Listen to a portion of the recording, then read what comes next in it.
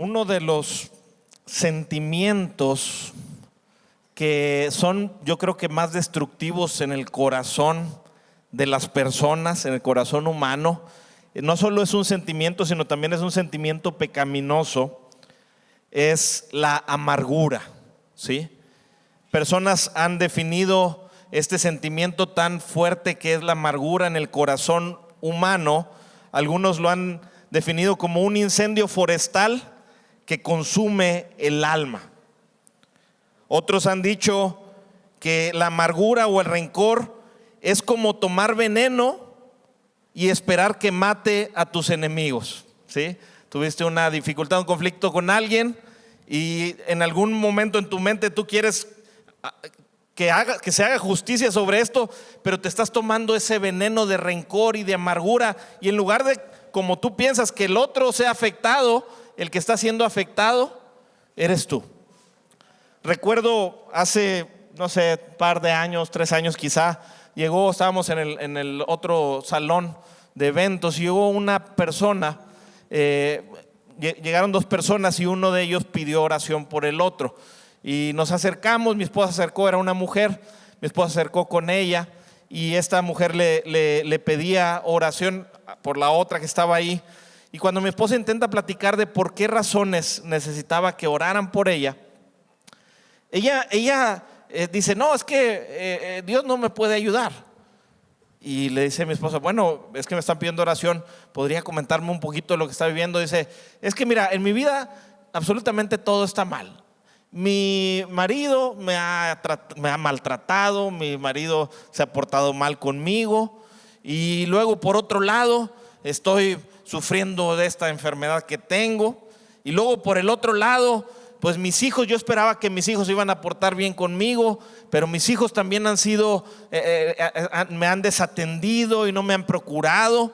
Y luego la persona que la traía dice, y la persona que está aquí nada más me da las migajas de su tiempo. Y todo lo que estaba saliendo de sus palabras era tristeza, era resentimiento contra personas, era amargura. Se había producido amargura en su corazón. Y mi esposa, con la palabra de Dios, trataba de animarla y trataba de decirle, sí, mire, sin embargo, a pesar de esas cosas, la Biblia nos enseña, y le hablaba de la gracia de Dios y de cómo Dios tiene cuidado de nosotros y de muchos aspectos. Y apenas intentaba hablar y ella interrumpía para añadir algo más, algo malo que estaba pasando en sus relaciones con diferentes personas, amistades. Y lo intentó mi esposa otra vez y otra vez, hasta que ella dijo, ¿tú qué me vas a decir a mí? ¿Tú qué me vas a enseñar? No tenía un corazón receptivo, pero su corazón estaba lleno de resentimiento contra las personas. Mi esposa dijo, mire, ¿sabe qué? No podemos hacer nada aquí. Si usted quiere de Dios, podemos ayudarle, pero si usted rechaza cualquier cosa de Dios, pues nosotros venimos a predicar de Jesucristo. Total, la mujer se fue y ya nunca más regresó, con una gran pesar, una gran carga en su alma. Una definición de un autor dice de amargura que es un sentimiento duradero de frustración, tristeza o resentimiento, especialmente por haber sufrido una desilusión o una injusticia. Es una aflicción o disgusto que involucra falta de perdón, involucra tormento, involucra falta de sosiego y falta de paz en el corazón. Yo sé que no es un concepto desconocido para nosotros la amargura, lo definieron muy bien en esta frase, pero todos sabemos cómo la amargura, el resentimiento, la falta de perdón se sienten en el corazón. Y la verdad, mis hermanos, es que es algo tormentoso. Por eso uno de los autores decía, te roba la paz a ti. Es como tomarte el veneno tú. Tú estás queriendo que el otro se haga la justicia. A veces pensamos que el otro le vaya mal por el mal que nos hizo. A veces así pensamos humanamente, aunque no lo decimos. Pero los que estamos sufriendo cuando guardamos falta de perdón, rencor, amargura, los que estamos en sufrimiento y con ese veneno en el alma y en el corazón, somos nosotros mismos. Es un sentimiento pecaminoso y destructivo para nuestra vida. Y hoy me gustaría que pudiéramos a la luz de la palabra de Dios ver de dónde se produce la amargura. Y mientras vamos viendo este proceso de la amargura, que es el tema de esta tarde, mientras vamos viendo este proceso, identificar qué es lo que tenemos que hacer para evitar que la amargura se desarrolle en nuestros corazones. Y si ya hemos dejado que crezca, ¿qué es lo que la Biblia nos dice para poder erradicarla de nuestro corazón? Porque si alguien de aquí está viviendo con amargura, yo sé que están sufriendo. Y Dios, la palabra de Dios no quiere que estemos llenos de amargura, a pesar de que aparte de que es una ofensa contra Dios. Así que es mi intención que durante esta predicación el Señor nos traiga luz al respecto de este sentimiento pecaminoso y pueda ayudarnos a quitarlo de nuestras vidas. Punto número 1, la primera pregunta que vamos a estar resolviendo durante todo este mensaje más bien es: ¿de dónde viene la amargura? ¿De dónde proviene la amargura?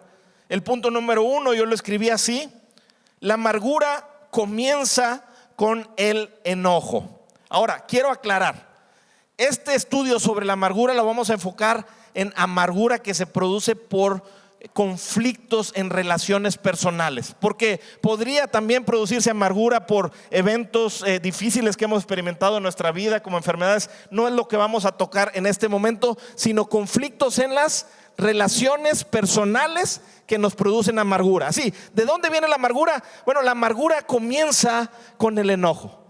Luego que vamos a la palabra de Dios, en los primeros capítulos encontramos una historia de bastante enojo, y todos conocemos la historia que se encuentra en Génesis capítulo 4. No lo vamos a leer, solo lo voy a mencionar un poquito. Es la historia de Caín y de su hermano Abel. Y todos conocemos esta historia donde Caín y Abel presentan delante de Dios una ofrenda, pero la Biblia nos dice que el Señor se agradó de Abel y de su ofrenda, pero no nos dice nada acerca de Caín.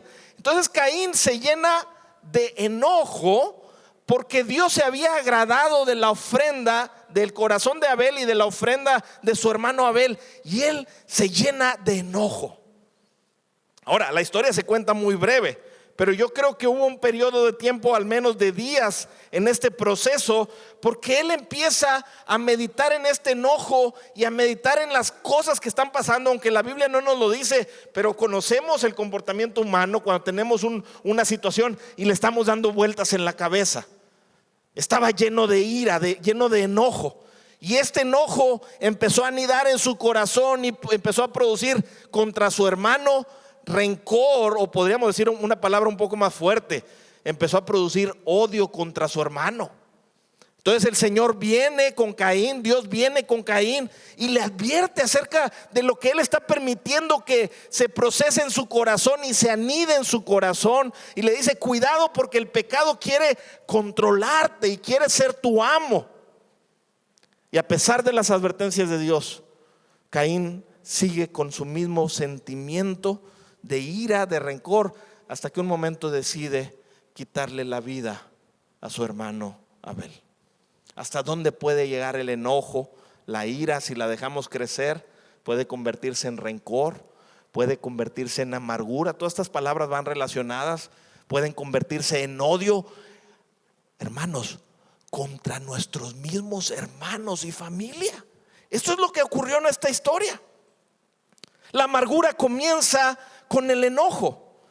El enojo generalmente se produce cuando sentimos que sufrimos una injusticia. Y miren la palabra que puse: cuando sentimos que sufrimos una injusticia, o cuando creemos que alguien está cometiendo una injusticia contra una persona que amamos. Y dije claramente sentimos o creemos, porque muchas veces la injusticia se está produciendo, pero muchas otras ocasiones no hay injusticia. Nosotros a veces sentimos que hay una injusticia aunque no la haya, pero no importa si la hay o no, con que nosotros lo sintamos, nos llenamos de enojo y nos empezamos a llenar de amargura después. Pero la amargura comienza con el enojo. Hermanos, podemos tener razón o no sobre una injusticia. Si la tenemos, este enojo que va a surgir de nuestro corazón, fíjense lo que voy a decir, es un enojo justo, ¿sí?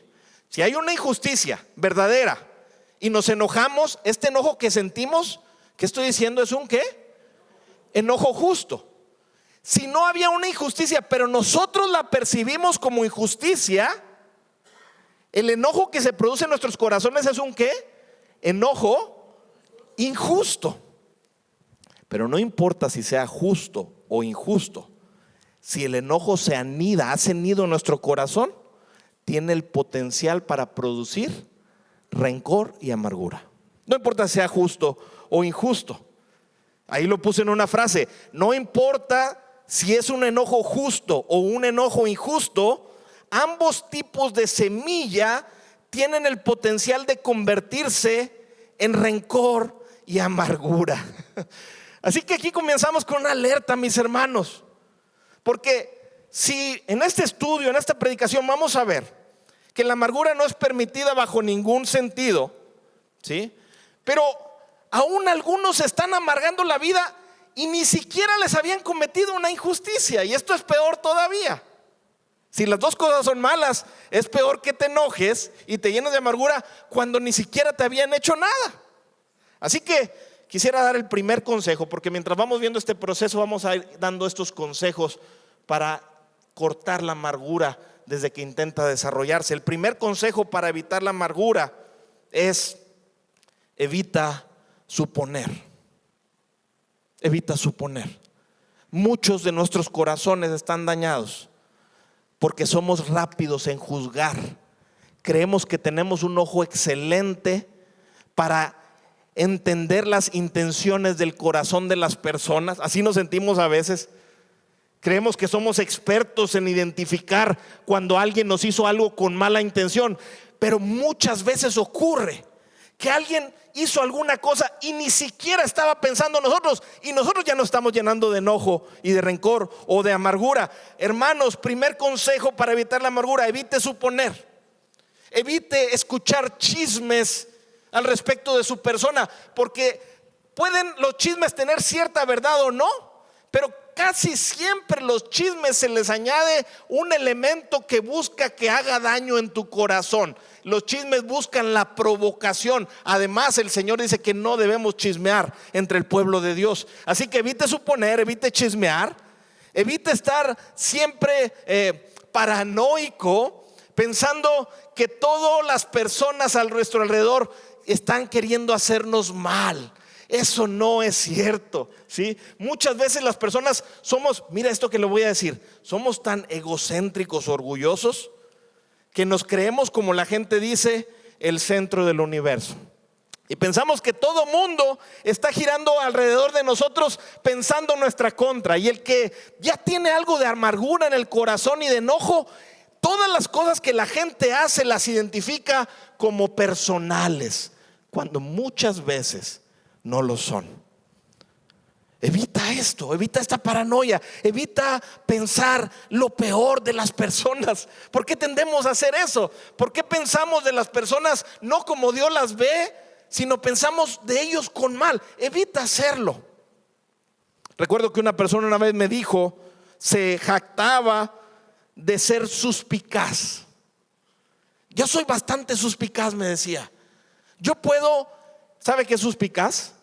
Es la persona que sospecha de todo, no tiene confianza en las personas, siempre cree que identifica las situaciones o las intenciones en cualquier circunstancia. Y me decía esta persona, yo soy muy suspicaz, es una habilidad que tengo. No lo veía como un defecto, lo veía como una habilidad. Y me decía, cuando alguien apenas va a comenzar a hacer algo, yo ya sé sus intenciones.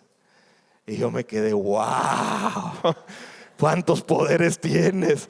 Hermanos, es un engaño. Se estaba engañando a sí mismo. No somos Dios. No tenemos la capacidad de ver el corazón ni las intenciones de las personas. La Biblia dice que el hombre ve las apariencias. El que ve el corazón y lo conoce es Dios. Así que desengáñese.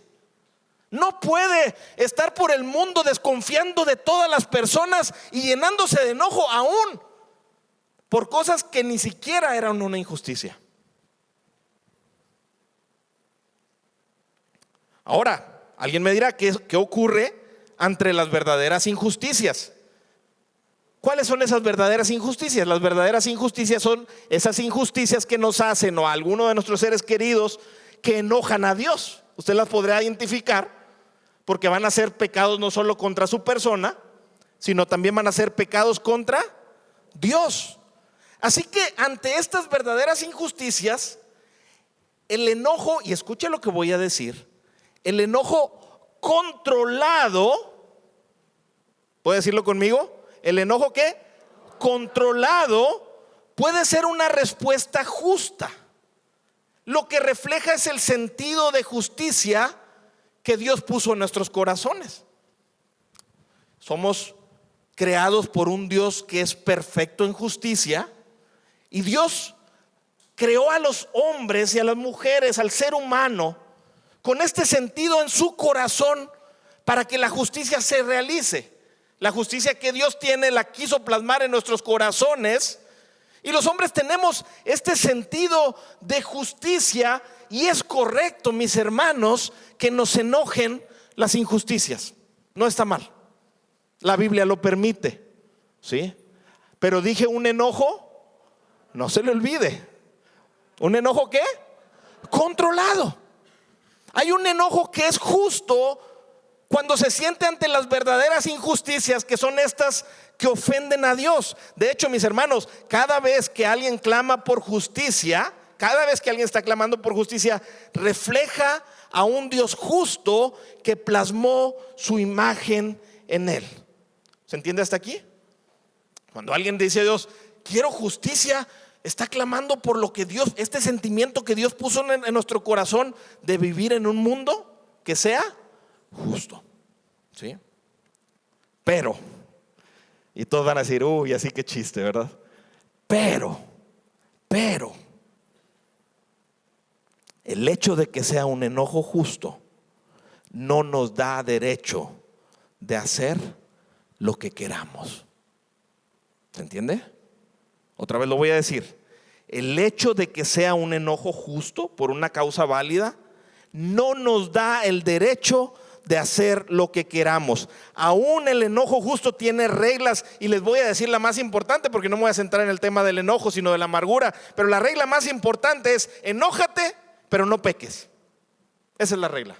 Por eso dije un enojo controlado.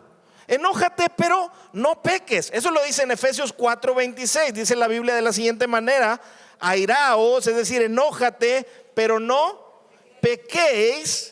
Y luego dice una frase importantísima, dice: no se ponga el sol sobre vuestro enojo, ni deis lugar al diablo.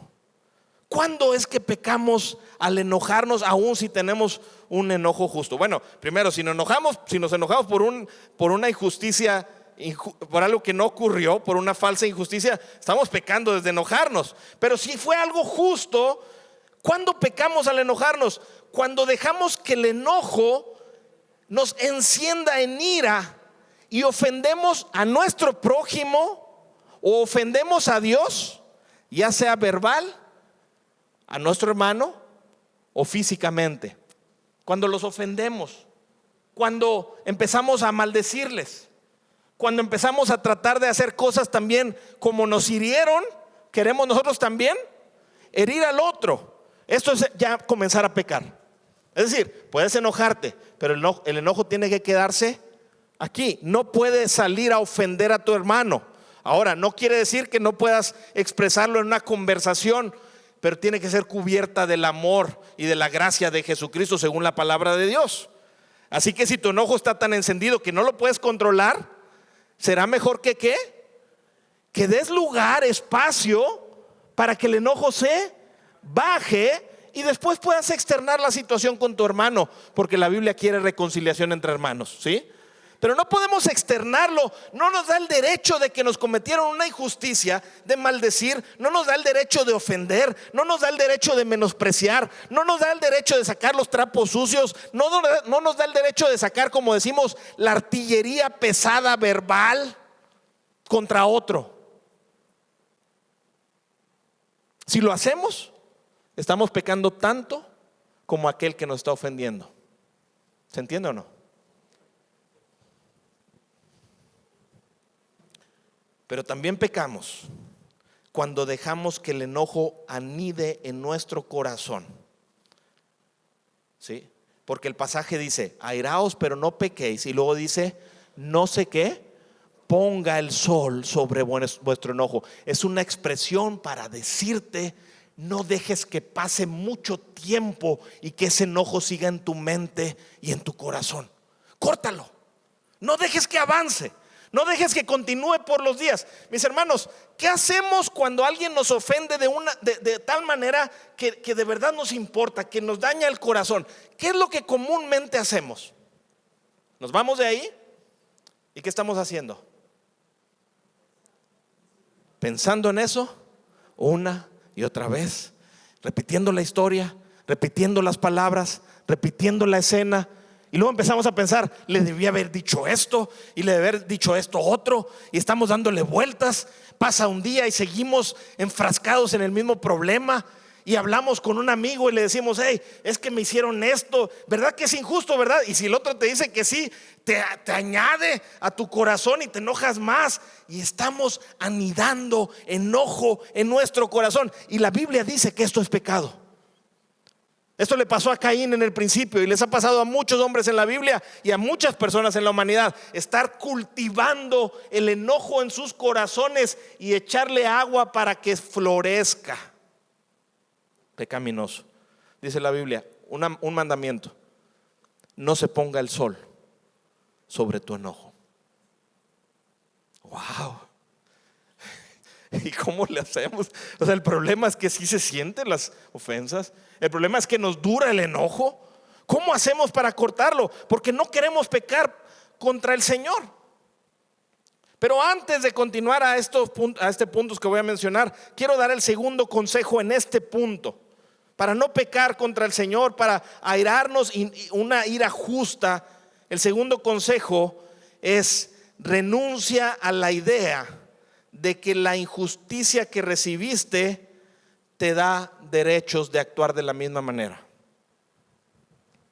Renuncia a esa idea, porque bíblicamente no tenemos el derecho, aunque alguien nos ofenda, de responder de la misma forma. Vamos a ver todo lo contrario en este mensaje. ¿Se entiende aquí? ¿Se entiende hasta dónde vamos? Así que, ¿quieres de verdad sacar el enojo? Renuncia a la idea de que tienes el derecho. Yo les he dicho a matrimonios que están en conflictos: ¿cómo te atreviste a hablarle de esa manera a tu esposo o a tu esposa? Pues es que no viste lo que me hizo. Y yo le dije: dime un lugar en la Biblia donde el Señor te dé derecho de maldecirla. Les he dicho: ¿crees que Dios piensa de la manera en que tú la has ofendido a ella o viceversa? No, no pienso eso. Entonces, ¿por qué te sentiste con ese derecho? Las injusticias nos hacen sentir que tenemos derecho, pero la Biblia nos dice: aunque estés enojado, no tienes derecho de pecar contra el otro. Renuncia a ese derecho. ¿Se entiende? ¿Sí? Continuamos. Punto número 2. ¿De dónde viene la amargura? La amargura viene cuando el enojo se mezcla con la maldad en nosotros, particularmente con nuestro ego y con nuestro orgullo. Esto me encanta. Viene cuando el enojo se mezcla con la maldad en nosotros. Estábamos hablando de un enojo justo. Y alguien dice: ¿por qué un enojo justo puede hacer que yo haga mal? Bueno, el asunto que la Biblia nos enseña es que el corazón del ser humano tiene dentro de sí maldad. ¿Se entiende lo que estoy diciendo? Dile a la persona que está a tu lado: no eres tan blanca palomita. No se crean, y luego se van a enojar. Vamos a tener muchos ofendidos. Mejor, ¿por qué no lo dices? No soy tan blanca palomita. No soy tan blanca palomita. No tengo un corazón tan limpio como quisiera. ¿Están de acuerdo conmigo? Entonces se produce enojo. Es una mezcla de una semilla de enojo justo con un corazón pecaminoso. Y eso es tan antiguo que pasó en Génesis capítulo 4. Apenas había ocurrido el pecado con Adán y Eva, Caín se llena de enojo y llega a cometer asesinato. Y uno dice, es el principio de la historia. De perdido que las cosas fueran progresivamente hacia abajo. No, rápido, alguien se enojó y el enojo se combinó con la maldad en su corazón y produjo muerte. Tú tienes que saber, hermano, que en nuestro corazón está ese mismo potencial de que cuando dejamos que el enojo entre en nuestro corazón, hay el mismo potencial de que se combine con estos elementos de orgullo, de egoísmo, de rencores pasados, de amarguras pasadas, y que genere una explosión incontrolable o que genere un corazón que se amargue durante toda la vida. Hay ese potencial en ti, potencial malo obviamente, de ofender a los demás o de vivir una vida en la miseria, en la desdicha, por cargar con tanta amargura, por dejar que el enojo se combine con tu egocentrismo, con tu orgullo, con tus muchos otros pecados, ¿sí? Si le agregamos al enojo, está repitiendo la escena en nuestra mente. Si le agregamos los chismes, si le agregamos pensamientos de autocompasión, es que a mí siempre toda la gente me hace daño. Mira, aquel me ofendió y todo mundo me ofende, y es constantemente, yo soy tan bueno, yo nunca le hago nada, no entiendo por qué la gente me trata de la misma manera. He decidido ya no confiar en nadie porque nadie merece mi confianza. ¿Sabes qué está hablando? Un corazón egoísta y orgulloso que cree que es más bueno de lo que realmente es. Y enojo que cae en ese corazón es una bomba destructiva hacia afuera o hacia adentro. ¿No me cree? Vamos a verlo en Santiago 4, verso 1. Mire lo que dice este pasaje. ¿De dónde surgen las guerras y los conflictos entre ustedes? De los presidentes malos, ¿verdad? Nosotros, la sociedad, somos bien buena onda. ¿De dónde surgen las guerras? De los malos deseos de los reyes. Mira lo que dice aquí. ¿De dónde surgen las guerras y los conflictos entre ustedes? No es precisamente de dónde. De las pasiones que ¿dónde luchan? Dentro de mí. ¿Por qué no lo decimos mejor así? Porque a final de cuentas nos está incluyendo a todo. ¿De dónde surgen las guerras y los conflictos entre ustedes? De las pasiones que luchan dentro de mí. Ahí está el problema. El problema lo tenemos aquí. Siempre se ha dicho que se ocupan dos para pelear, pero nos la hacen y estamos dispuestos a continuar la pelea, porque el problema lo tenemos dentro nuestro, así como el otro trae un problema dentro de él. Y es un mundo en el que vivimos, que es un mundo caído, en el que el hombre tiene pecado en su corazón. Si dejamos que el enojo crezca, es destructivo en nuestras vidas. Voy a leer otro pasaje de la Biblia, Santiago 1:14. Dice, la tentación viene ¿de dónde? De nuestros propios deseos. Dice este pasaje tantito antes, cuando alguien es tentado, no le eche la culpa a Dios. Porque las tentaciones vienen cuando tus propios deseos, fíjense lo que dice, te seducen y te arrastran.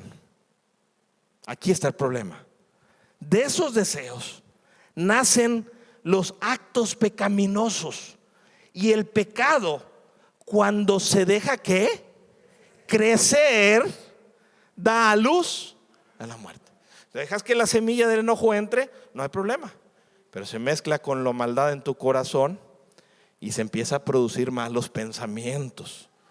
Dice Jesús, no se preocupen de lavarse. El problema no es lavarse las manos y lo que comes. Dice, la maldad sale de dentro del corazón del hombre. De ahí salen los homicidios, de ahí salen los engaños, de ahí salen las mentiras, de ahí salen todas estas cosas. Está en nosotros el problema. ¿Sí? Y Santiago lo está diciendo, estas pasiones te arrastran y si tú las dejas crecer, van a producir pecado. Y si las dejas crecer, van a producir muerte. De varios tipos de muerte. Puede ser muerte espiritual. Puedes empezarte a apartar de Dios porque tu corazón está muerto espiritualmente, no tienes deseos de buscar a Dios y es pura amargura. Puedes apartarte de la comunidad de fe, de la familia de la fe, porque tu corazón está lleno de muerte ya se convirtió el enojo en pecado, ahora en muerte, es amargura, ya no quieres convivir con la vida que hay en la familia de Dios. O puedes cometer muerte verbal hablando maldición contra tu hermano, o puedes cometer incluso homicidios. Que mis hermanos, yo sé que algunos podrán pensar que estos son casos, que esta situación es exagerada, un homicidio. Estaba en una clase en el seminario bíblico y uno de los pastores en quien confío mucho y es un hombre muy respetado, nos dio un testimonio de que él había aconsejado a un matrimonio. Pasaron 2 años de que él los dejó de aconsejar, después de algún tiempo ya estaban mejor y de pronto llega el hombre en la madrugada y despierta al pastor y le dice: acabo de cometer un crimen, asesiné a mi esposa. Son cosas que pasan, ¿sí? No crea, no minimice la maldad en su corazón. Cristo nos liberta de esa maldad, pero tenemos que estar dispuestos a someternos a Cristo, a rendirnos a Cristo. Si usted deja crecer la maldad, lo va a destruir a usted, o lo va a destruir a su familia, o va a destruir a sus hermanos. Pero la maldad en su corazón, mezclada con enojo, siempre será destructiva. ¿Vamos bien hasta aquí? ¿Se entiende?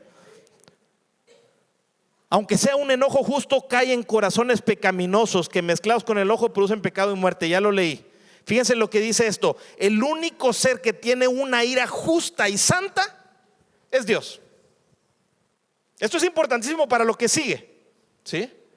Dios se enoja contra el pecado, contra la maldad, no de la misma manera que nosotros lo hacemos pecaminosamente. Dios es el único que tiene una ira perfecta y justa, porque Él ve el pecado y la maldad desde todas las perspectivas, las conoce, las entiende por completo. Él ve las intenciones del corazón, Él ve absolutamente todo, pero además Él no se deja llevar por deseos pecaminosos como nosotros lo hacemos. Dios tiene una ira justa y santa, ¿sí? Santiago 1:19 dice lo siguiente: por esto, mis amados hermanos, todo hombre sea pronto para oír, tardo para hablar. ¿Y qué dice? Tardo para airarse. ¿Cómo quién? ¿Qué dice la Biblia acerca de Dios? Lento para la ira y grande en misericordia. Acabo de decir que Dios es el único que se puede enojar justamente, y aún Él es lento para la ira. Y nosotros que nos enojamos injustamente queremos tener el derecho de enojarnos a como se nos antoja, y cuando se nos antoja, aunque sabemos de nuestro pecado. No, mis hermanos, no podemos hacerlo. Tardos, debemos de ser tardos para airarnos, pacientes con las personas, comprensivos con nuestros hermanos, entendiendo que así como ellos luchan con pecado, nosotros también lo hacemos. Verso 20, y mire esta frase en este pasaje, me encanta. Dice: porque la ira del hombre no obra la justicia de Dios. ¿Quiere leerlo conmigo? ¿Lo leemos juntos? Porque la ira del hombre no obra la justicia de Dios. Mi hermano, cuando usted se enoja, su enojo se combina con la maldad en su corazón y no obra justamente. Regularmente, cuando cobramos justicia en nuestra propia cuenta, cometemos grandes injusticias, a veces mucho mayores a la que nos hicieron. ¿Se entiende? La ira del hombre no obra la justicia de Dios, porque es una ira pecaminosa. Se permite, dije, un enojo justo cuando es un momento, es una reacción. No podemos pensar que ante la maldad no nos podemos enojar, pero no debemos dejar que crezca y no debemos dejar que se mezcle con nuestro pecado. Debemos de quitarla rápido, de olvidarla, de dejar la ira. Y ahorita vamos a decir cómo, porque si no va a crecer. Y sabe una cosa, es cierta, es verdadera: tu ira no obra la justicia de Dios. No eres el vengador asignado por Dios para establecer justicia. Tú no lo eres.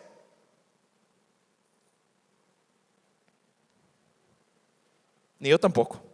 No vayan a creer que.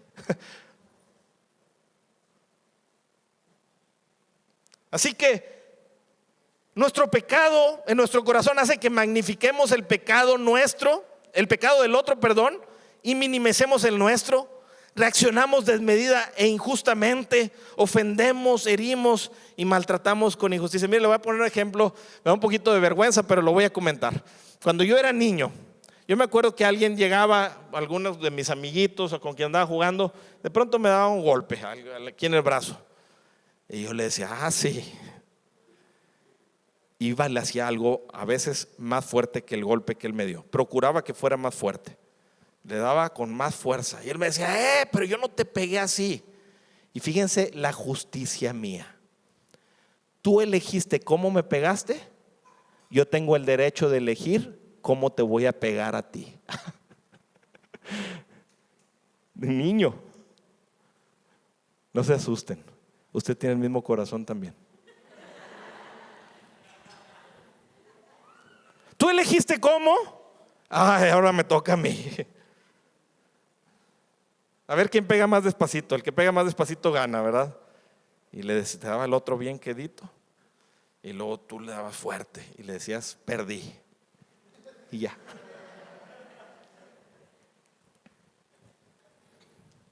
No somos justos. Nuestra ira no es justa. Así que te quiero decir el tercer consejo.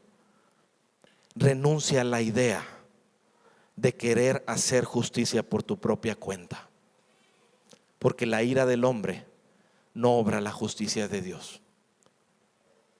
Suelta las armas.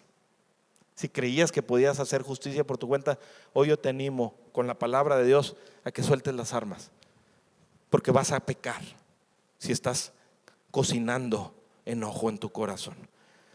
¿De dónde viene la amargura? Tercer punto. Son 4, que vamos a la mitad.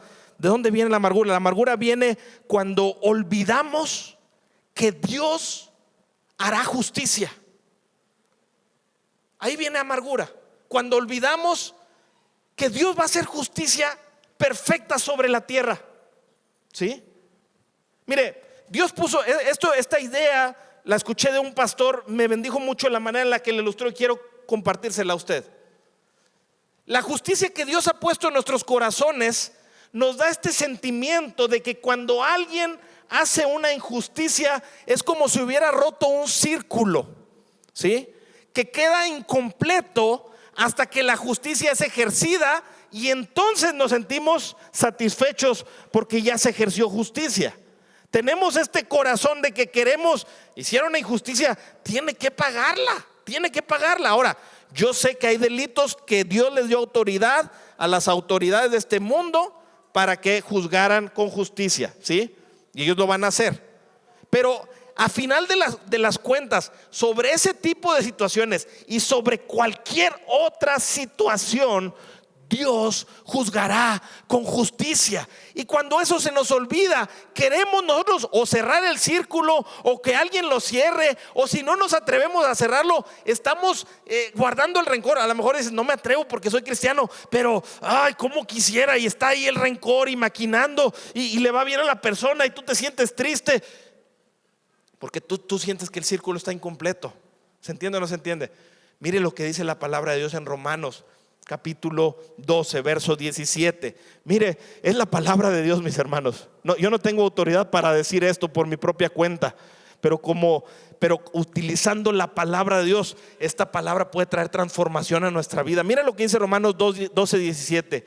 Dice, no paguéis a nadie mal por mal. Está hablando el apóstol Pablo a la iglesia. ¿No paguéis a quién? A nadie. Oye, pero es que me ofendió. No paguéis a nadie mal por mal. A nadie. Bueno, de hecho implica que te ofendió, porque dice mal, no le pagues con mal. Dice, procurad, ¿qué dice? Lo bueno delante de todos los hombres, si es posible, en cuanto dependa de vosotros, estad en paz con todos los hombres. Verso 19, fíjense lo que dice: no os venguéis vosotros mismos, amados míos, sino dejad lugar a la ira de Dios, porque escrito está: mía es la venganza, yo pagaré, dice el Señor. Tú no eres el vengador. Hay alguien que va a hacer justicia, ¿sí? sobre cualquier tipo de injusticia, sobre todas las injusticias, Él hará perfecta justicia. Yo pagaré, dice el Señor. Fíjense cómo dice: no te vengues tú, ya sea en acciones o a veces mentalmente. No te vengues, sino que dice: deja lugar a la ira de Dios. Deja lugar a la ira de Dios. Cuando tú tomas la ira en tus manos, no estás dejando lugar a la ira justa de Dios, estás interviniendo con ira injusta.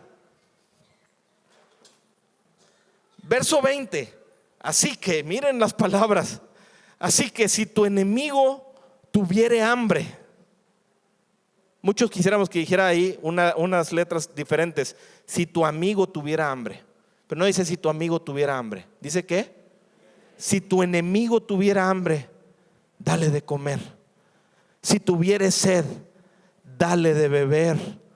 Pues haciendo esto, ascuas de fuego amontonará sobre su cabeza. Verso 21. No seas vencido de lo malo, sino vence con el bien el mal. No seas vencido de lo malo. No dejes que las injusticias de otros te hagan actuar a ti injustamente. Dice: si tú los tratas bien, si tratas bien a tu enemigo, si le amas, si le das de comer, si le das de beber cuando tuviere sed, dice: ascuas de fuego amontonará sobre su cabeza. Ascuas está hablando de como si fuera carbones encendidos sobre su cabeza. Los comentaristas dicen que esta es una expresión que se usaba en el pasado para decir algo así como: vas a hacer que la cara se le caiga de vergüenza, para que usted me entienda, ¿sí? Ascuas, imagínese fuego aquí, sonrojado la persona, llena de vergüenza. Dice el pasaje: si tú le haces lo bueno a quienes te han hecho malo, vas a hacer que carbones encendidos estén sobre su cabeza. Pero ojo, hermano, ojo, no es pensando ojalá y se avergüence y se sienta mal. No, dice: ascuas de fuego amontonará sobre su cabeza. Y la intención de esto es que la persona, por vergüenza, diga: cometí una injusticia y él me está tratando bien, y se arrepienta de sus pecados. La intención y el contexto del pasaje no es que hagas esto para hacerle mal al otro, sino que lo hagas con el fin de que recapacite y que tus buenas acciones transformen su mal comportamiento. Tus buenas acciones den fruto de justicia en él. En otras palabras, es una misericordia, mi hermano. Es una misericordia. Hazle bien, pero deja lugar a la justicia de Dios. Las personas que están amargados por las injusticias que les han cometido, en alguna parte en su corazón están dudando de que Dios va a hacer justicia. En alguna parte en su corazón están acusando a Dios de ser mentiroso y de que Él no hará justicia a su tiempo, o no confían en Él. Porque mire lo que dice la Biblia, 2 de Tesalonicenses 1:6. Dice: en su justicia Él les dará su merecido. Está hablándole a la iglesia: Él les dará su merecido a quienes los persiguen a ustedes. Está hablando de gente que no era creyente y estaba tratando de perseguir a los cristianos. Dice Pablo: hey, no se preocupen, Dios va a hacer justicia y les va a dar su merecido a quienes los persiguen. Y Dios les brindará descanso a ustedes que están siendo perseguidos, y también a nosotros. ¿Cuándo? Cuando el Señor Jesús aparezca desde el cielo. Va a haber un día de justicia, y va a haber un día de paz para el que necesita paz en su corazón, para aquellos que claman por justicia. Jesucristo dijo: bienaventurados los que tienen hambre y sed de justicia, porque ¿qué? Van a ser saciados. Va a haber un día de justicia. Dice: Él vendrá con sus ángeles poderosos en llamas de fuego, y traerá juicio sobre los que no conocen a Dios y sobre los que se niegan a obedecer la buena noticia de nuestro Señor Jesús. Serán castigados con destrucción eterna, separados para siempre del Señor y de su glorioso poder.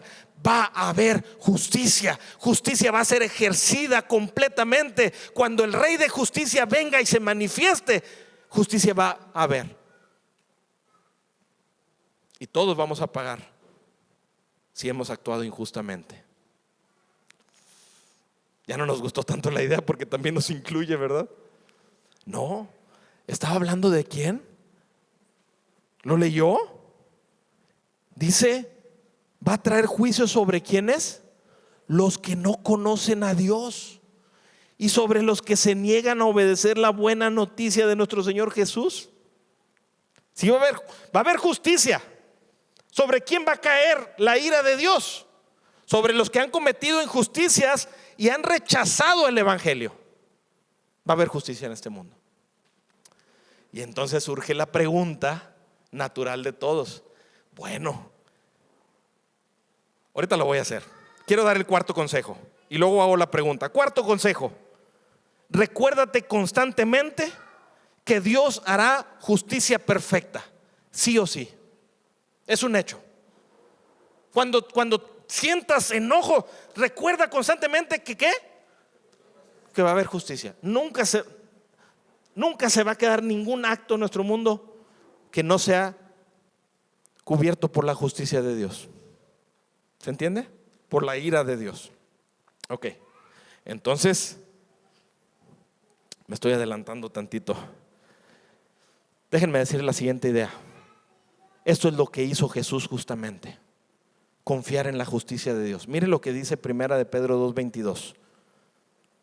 Dice, el cual no hizo pecado, ni se halló engaño en su boca. Está hablando de Jesús, quien cuando le maldecían no respondía con maldición, cuando padecía no amenazaba, miren lo que dice, sino encomendaba la causa al que juzga justamente. Este consejo que le estoy dando es lo que Jesús hizo. Ningún ser humano en este mundo, en toda la historia, ha sido tan tratado injustamente como lo fue Jesús, porque Él fue perfecto en todo. Él no merecía ninguna injusticia, tal como lo dijo el ladrón que estaba con Él en la cruz. Le dijo, ¿cómo lo estás burlando de Él? Nosotros estamos aquí por los pecados que hicimos, por las maldades. Él no hizo nada. Y sin embargo el mundo lo trató con la más grande de las injusticias, hasta le quitó la vida. Y dice aquí que Él no respondió. Él como cordero fue llevado al matadero. Él enmudeció y no abrió su boca. Dice, pues encomendaba la causa ¿a quién? Al que juzga justamente. Jesús estaba confiado en que justicia se iba a hacer, pero Él en ese momento no venía a juzgar, venía a traer salvación. ¿Se entiende o no se entiende? Es importante esto, porque usted dice, oye, me estás animando a que haga bien a los demás y todo esto, pero ¿por qué? Bueno, porque nuestro Señor, a quien tú has decidido seguir, eso fue lo que hizo. Y alguien dice, sí, pero yo no soy Jesucristo, yo no soy como Él. Mire, el pasaje inmediatamente antes de este, fíjese lo que dice. Dice, criados, estad sujetos con todo respeto a vuestros amos, no solamente a los buenos y afables, sino también, ¿qué dice? A los difíciles de soportar. A los criados le está diciendo. En otra versión dice a los crueles. Así dice, sujétate a ellos. Dice, porque esto merece aprobación. Si alguno, a causa de la conciencia delante de Dios, o sea, por estar bien delante de Dios y no pecar contra Él, sufre molestias padeciendo injustamente, esto agrada al Señor. Dice pues, ¿qué gloria es si pecando sois abofeteados y lo soportáis? Es decir, si tú eres malo y te portas mal y te cachetean y te tratan mal y tú respondes con mal, ¿qué gloria hay en eso? ¿No estás actuando como todos los demás en este mundo? Al llenarte de enojo y de ira, no eres igual a los demás. ¿Qué gloria hay en esto? Dice, mas si haciendo lo bueno sufrís y lo soportáis, esto ciertamente es aprobado delante de Dios. Pues para esto fuisteis llamados, porque también Cristo padeció por nosotros, dejándonos, ¿qué dice? Ejemplo, dígalo usted, para que sigáis sus pisadas. Así que no se vale la expresión, no, yo no soy Jesús, pues es que Él. No, Él encomendó la causa a Dios, aunque lo estaban tratando injustamente, para ser ejemplo para nosotros, para que tú, ¿qué? sigas sus pisadas. Ahora entiendo por qué Jesús dice: vengan a mí los que están cansados y cargados, y yo los haré descansar. Y luego dice: aprendan de mí, que soy manso y humilde de corazón, y hallaréis ¿qué? Descanso para el alma. En la amargura no hay descanso. Hay descanso en el perdón. Hay descanso en la mansedumbre. Mansedumbre es someterse a la autoridad de Dios y tratar al otro con bien, aunque te ha tratado injustamente. Ahí hay descanso. Dice Jesús: aprendan de mí, vas a encontrar descanso. No en la venganza no hay descanso. No hay descanso en el enojo que se cultiva. No hay descanso ahí. No hay descanso en el rencor. No hay descanso en la amargura.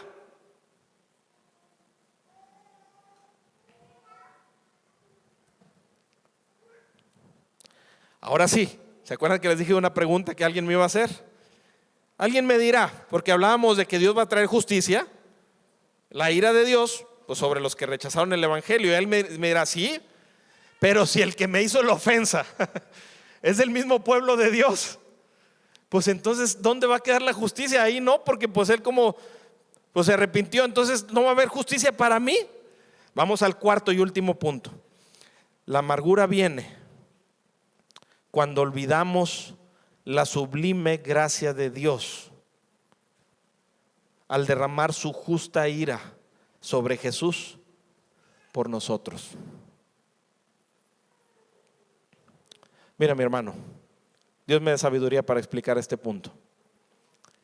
Quizá en una situación en particular alguien te hizo una injusticia.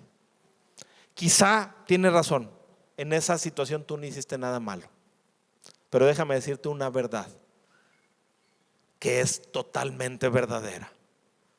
Quizá en esa situación no hiciste nada malo, pero en muchas otras situaciones has ofendido al Señor peor que lo que te ofendieron, y has ofendido a tus hermanos en muchas otras ocasiones.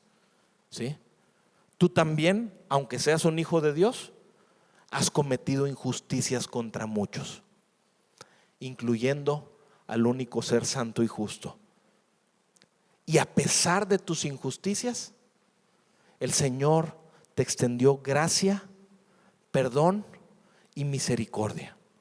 Y cuando nosotros olvidamos esto, tenemos un ojo y un corazón muy duro para con el otro, y tratamos al otro con la punta del pie, cuando nosotros muchas veces, aún en nuestras oraciones, hemos reconocido ser peores. ¿Cuántos no hemos llorado delante de Dios pidiendo perdón por nuestras muchas maldades, diciéndole: soy lo peor, Señor? Pero cuando el otro te hace una, aunque no sea tan grave, se la devuelves como si fuera lo peor que una persona ha hecho en la humanidad,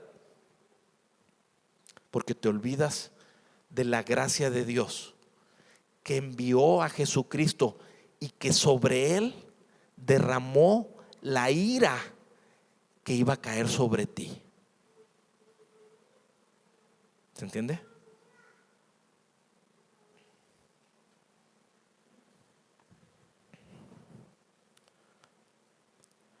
Un pastor Sugel Michelin, escribió la siguiente frase: nos acercamos a Jesús porque creemos que somos pecadores y que merecemos el infierno. ¿Es cierto? Cuando te acercas a Jesús, te acercas porque crees que eres pecador y que mereces el infierno. ¿Estamos de acuerdo aquí? Bueno, él continúa: la clave para salir de la amargura es seguir creyéndolo. ¿Se entiende o no se entiende? O sea, la fe de que eres pecador y mereces el infierno no quedó olvidada ahí atrás. Seguimos siendo pecadores y seguimos mereciendo el infierno solamente porque Jesucristo recibió la ira que nosotros debíamos recibir. Es que tenemos salvación. No es porque hayamos hecho buenas obras y seamos mejores que los demás. ¿Se entiende? La clave para salir de la amargura es seguir creyendo que soy pecador y que merezco el infierno. Cuando te veas más digno que eso, vas a empezar a menospreciar a los otros, porque vas a decir, él sí lo merece, yo no lo merezco. Entonces lo vas a tratar, y sus injusticias las vas a tratar mal. Pero cuando sepas, cuando te des cuenta de que somos pecadores, merecemos el infierno, y lo sigas creyendo. No te estoy diciendo que vas a ir al infierno, te estoy diciendo que que lo merecemos. No vamos a ir. Si eres de Cristo no vas a ir, pero no porque te lo ganaste, es porque alguien pagó y recibió la justicia de Dios, la ira de Dios en la cruz. Pero no se te olvide que no solo pagó por ti. No se te olvide que Jesús no solo pagó por ti, también pagó por ese hermano que te ofendió. ¿Qué dije? ¿También qué? Ya está pagado por adelantado. La justicia está saldada. No tienes derecho a vengarla tú, porque ya la recibió Jesús en la cruz. Cargó con toda la ira de Dios ahí. Lo más difícil para él no fueron los clavos.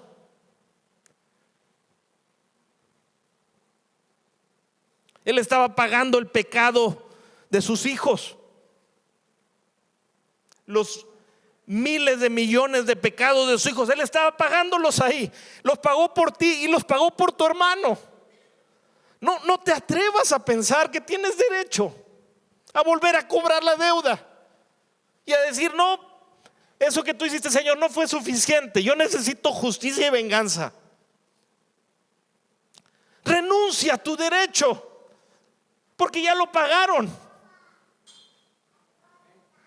y de sobra.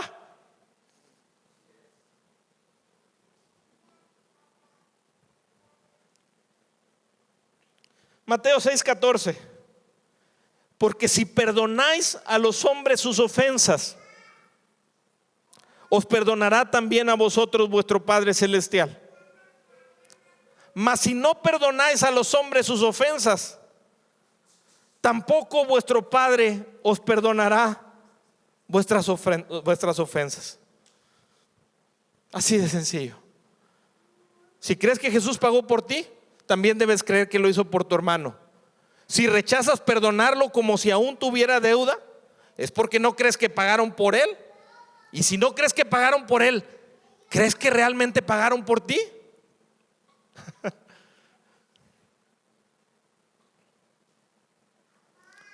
Conclusión: no dejes que el enojo, la ira, el rencor produzcan amargura en tu corazón. Necesitas quitarla de ti. ¿Cómo lo vamos a hacer? Voy a leer este último pasaje y aquí nos dice cómo. Efesios 4:26. Es el que leí al principio, pero completo. Airaos, pero no pequéis. No se ponga el sol sobre vuestro enojo, ni deis lugar al diablo. Ninguna palabra corrompida salga de vuestra boca, sino la que sea buena para la necesaria edificación. A lo mejor alguien pensó y dijo ahorita, bueno, y si un hermano me ofende ahorita, sí es cierto que Jesús ya pagó, pero simplemente así se queda. No, hay palabras necesarias para la sana edificación. La Biblia nos enseña que cuando entre hermanos en la fe nos ofendemos, debemos hablar, debemos aplicar las verdades de Jesucristo. No puedo hablarlas todas en este momento, pero debemos aplicar el trato en amor, el discutir el asunto en amor. Debemos de aplicar que hermanos apoyen a la situación para mejorar la relación entre nosotros. Debemos aplicar el perdón y muchas otras cosas, gracia y todo, muchas otras cosas que podemos hablar en otro momento. No es que dejemos los problemas ahí, todos los cabos sueltos y todos peleados. No, lo que estoy diciendo es para que tú no generes amargura, ¿sí? Si hay maneras de tratar los asuntos y los problemas en las iglesias, pero independientemente de eso, no debemos de generar amargura, ¿sí? Me detuve ahí porque dice, solo habla la palabra que sea buena para la necesaria edificación, no palabras corrompidas ni maldiciones. Dice, a fin de dar gracia a los oyentes. y no contristéis al Espíritu Santo de Dios, con el cual fuisteis sellados para el día de la redención. ¿Quién es el que se entristece cuando alguien te ofende y tú respondes? El Espíritu Santo. Verso 31. Y es una orden para la iglesia. Quítense de vosotros toda amargura, enojo, ira, gritería y maledicencia, y quítate toda malicia. Mira cómo está uniendo la amargura a una lista de otros pecados. Antes sed benignos unos con otros, misericordiosos, perdonándoos unos a otros, como Dios también nos perdonó a vosotros en Cristo. ¿Qué vemos aquí? ¿Cómo me quito la ira, la amargura, el rencor? ¿Cómo me la quito? Primero yo te aconsejaría: examínate, hermano. Cada uno de nosotros debemos examinarnos constantemente. Nadie somos exentos de guardar amargura y rencor. Nadie. He escuchado personas que a veces me dicen, como presumiéndome: no, hombre, yo no soy sentido. Y mucha gente dice de ellos que son bien sentidos.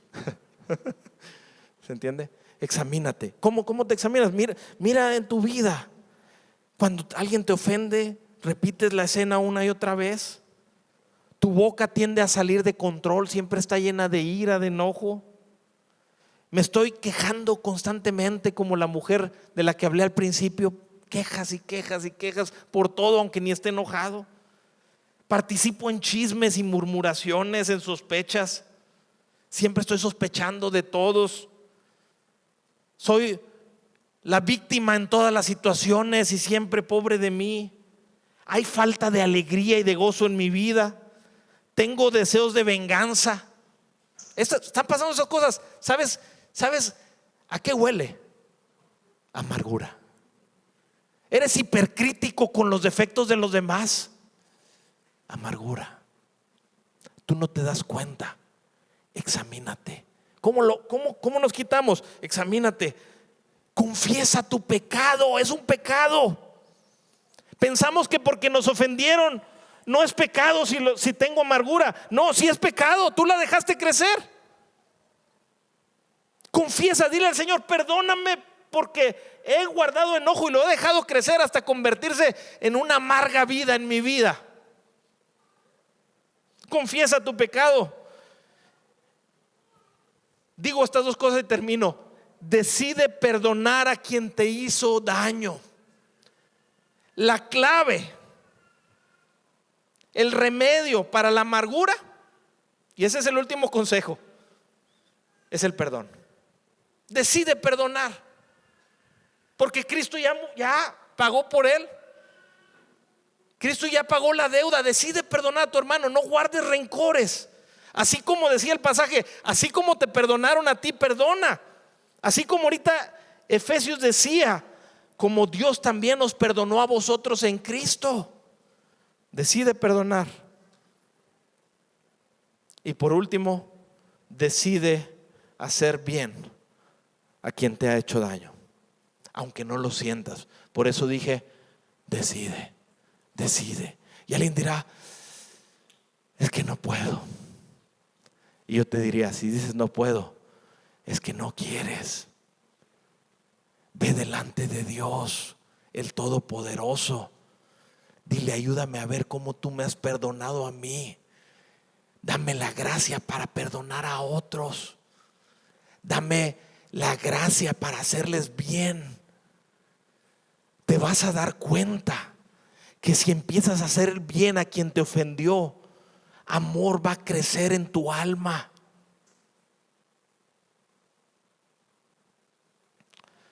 Y se me acabó el tiempo. Hay mucho más que hablar.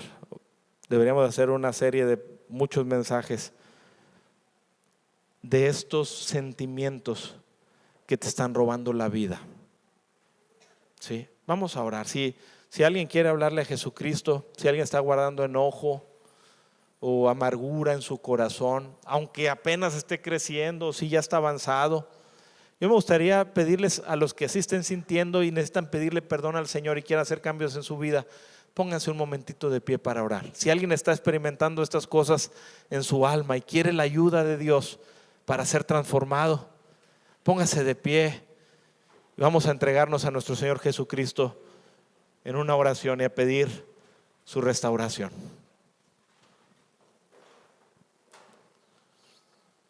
Padre, en el nombre de Jesucristo, te queremos dar gracias por tu palabra.